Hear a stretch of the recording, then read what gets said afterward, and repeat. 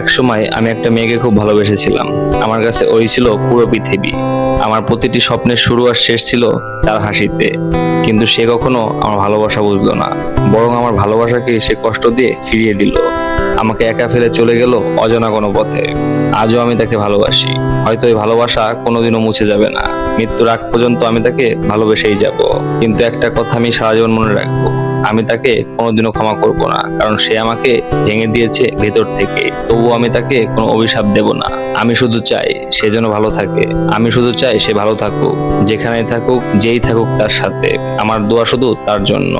ভালোবাসা হয়তো শেষ হয়ে গেছে, কিন্তু আমার হৃদয়ের ভেতর তার নামটা চিরদিনের মতো অমর হয়ে থাকবে।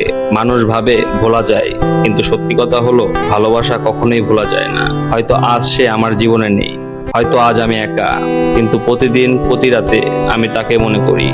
যে কষ্ট সে আমাকে দিয়েছে আমি তার জন্য অভিমান করি না, কারণ আমি এখনো চাই সে ভালো থাকুক।